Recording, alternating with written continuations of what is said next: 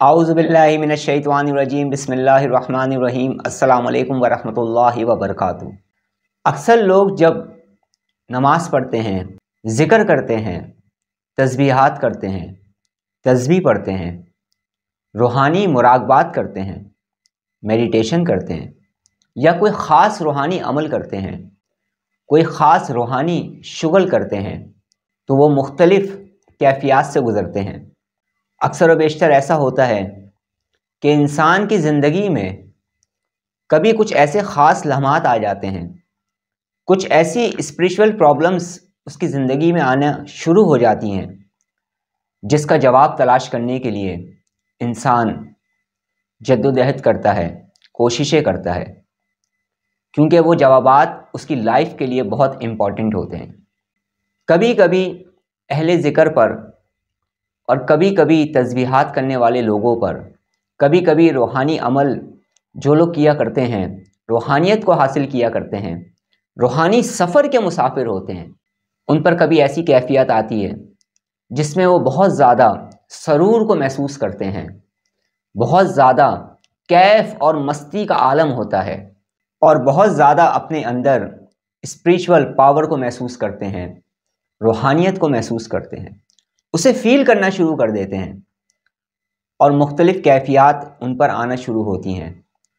कुछ ऐसी कैफ़ियत भी आना शुरू हो जाती हैं जिसका इजहार ज़बान से तो मुमकिन ही नहीं, अल्फाजों में तो उसे बयान ही नहीं किया जा सकता। फिर कभी ऐसा होता है बहुत सारे लोगों के साथ कि अचानक से उनकी कैफ़ियत बदलना शुरू हो जाती है, अचानक से वो सरूर कम होना शुरू हो जाता है, वो कैफ और मस्ती की कैफियत डाउन होना शुरू हो जाती है, स्पिरिचुअल पावर या रूहानियत कम होती हुई महसूस होती है। और फिर बाज़ लोगों पर ऐसी कैफियत भी आती है कि जब वो रूहानी मुराक़बात या स्पिरिचुअल मेडिटेशंस करते हैं या फिर वो तस्बीह पढ़ते हैं, ज़िक्र करते हैं, तो उसमें उनको कुछ कैफियत महसूस नहीं होती।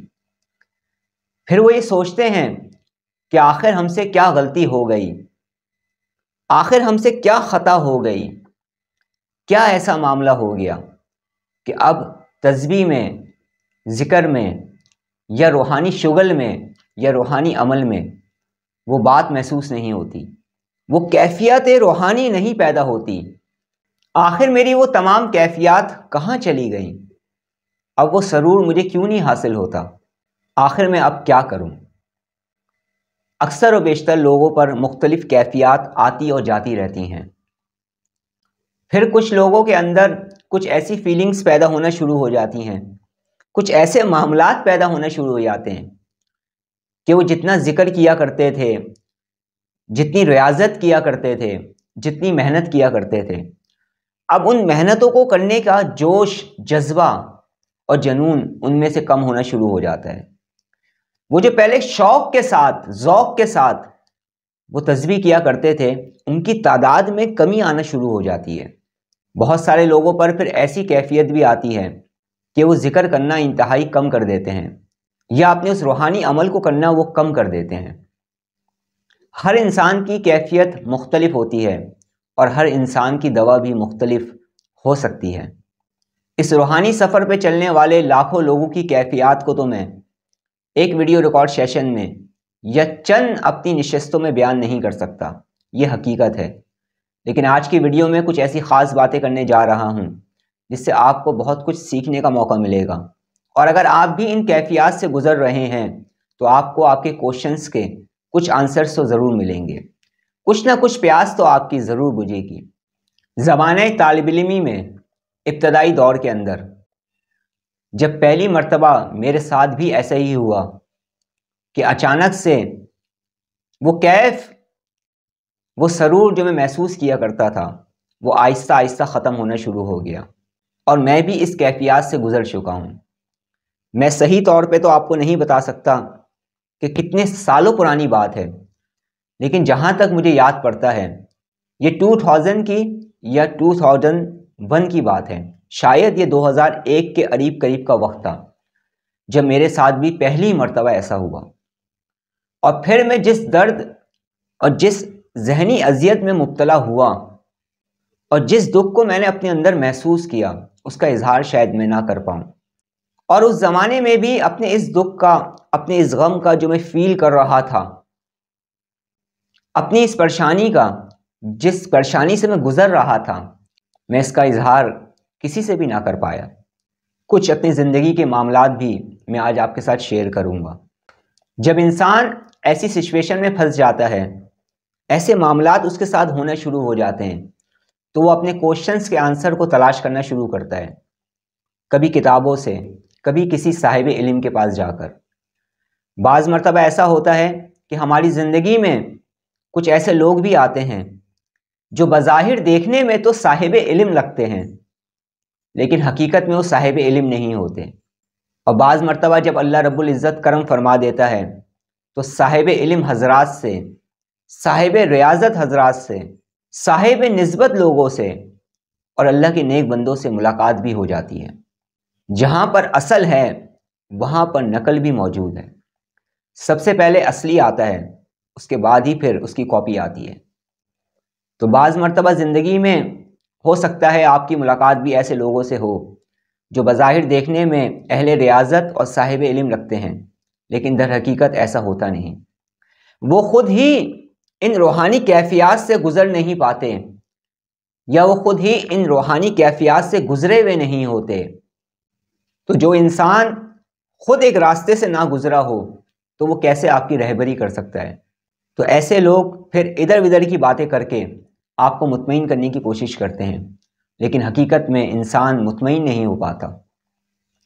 تو زندگی کے ان لمحات میں جب مجھ پر بھی ایک ایسی کیفیت آئی کہ جب میں پہلے ذکر کیا کرتا تھا، فکر کیا کرتا تھا، میڈیٹیشن کیا کرتا تھا اور سلسلے کے اسباق کو میں طے کر رہا تھا، مجھے اچھی طرح سے یاد ہے کہ اس زمانے میں میں سلسلہ چشتیہ کے مختلف اسباق کو طے کر رہا تھا، اور ایک عجب کیف کا عالم مجھ پر طاری تھا، ایک عجب معاملہ میرے ساتھ ہوا کرتا تھا، اور ایک خاص روحانی کیفیات سے میں گزرا کرتا تھا۔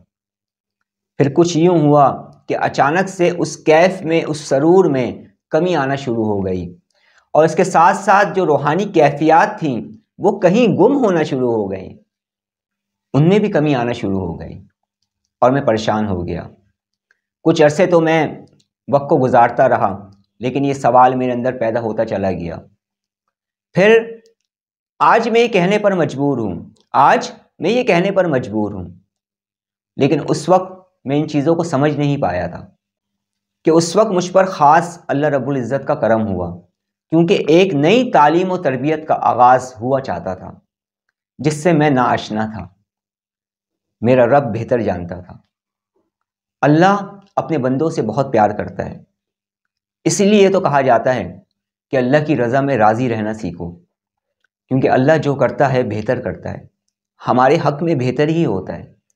ہم ہی نادان ہیں جو ہم سمجھ نہیں پاتے، اور کچھ لوگ تو کہ وہ شکوے اور شکایت بھی کرنا شروع کر دیتے ہیں۔ میرے بھائی، میرے بہنوں اور میرے دوستوں، یہ روحانی سفر بہت کٹھن سفر ہے۔ اس روحانی سفر میں جہاں اللہ رب العزت نعمتیں عطا فرماتا ہے، وہاں اللہ رب العزت آزمائشیں بھی کرتا ہے۔ پھر بعض مرتبہ ایسا بھی ہوتا ہے کہ انسان اپنے ہی گناہوں کی وجہ سے مصیبتوں میں پھنس رہا ہوتا ہے۔ بہرحال میرا یہ معاملہ چلتا رہا، اور پھر ایسا خاص کرم ہوا مجھ پر، زندگی میں کئی مرتبہ ہو چکا ہے مختلف سچویشنز میں، لیکن ایک بات کا ذکر کر رہا ہوں جس ٹاپک پر ہم گفتگو کر رہے ہیں، کہ اللہ رب العزت نے مجھے بے بس کر دیا، اور زندگی کے ان لمحات میں میرے اس مشکل کا حل مجھے ظاہری طور پر ملنا بند ہو گیا۔ میرا رب نہیں چاہتا تھا۔ دنیا کے بہترین ڈاکٹرز کے پاس چلے جاؤ، اگر اللہ کا حکم نہیں ہوگا تو شفا نہیں ملے گی۔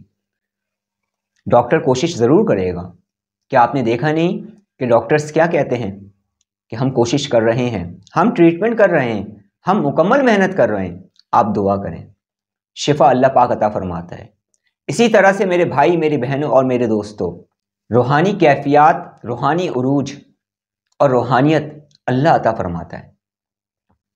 جب اللہ کی طرف سے حکم نہیں ہوتا تو پھر کچھ بھی حاصل نہیں ہوتا۔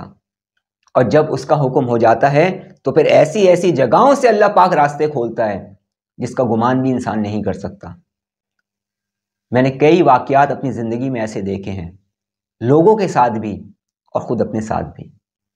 اس بے بسی کے عالم میں پھر میں نے استغفار کثرت سے کرنا شروع کیا۔ پھر ایک دن اللہ رب العزت کا کرم ہوا اور میں نے ایک خواب دیکھا۔ میں نے خواب یہ دیکھا کہ میں حضرت خواجہ معین الدین چشتی اجمیری رحمۃ اللہ علیہ کے مزار مبارک پر ہوں، اور وہاں پر بہت سارے لوگ موجود ہیں۔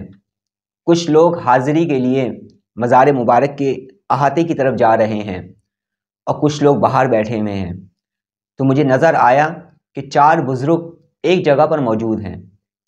انہوں نے میری جانب دیکھا اور مجھے اشارہ کیا۔ میں خواب میں ان کے پاس جاتا ہوں، ان کو سلام کرتا ہوں۔ پھر اچانک سے ایک بزرگ اپنا سر اٹھاتے ہیں ایسے اور میری جانب دیکھتے ہیں۔ کیونکہ وہ بیٹھے ہوئے تھے اور میں کھڑا ہوا تھا، اور مجھ سے پوچھتے ہیں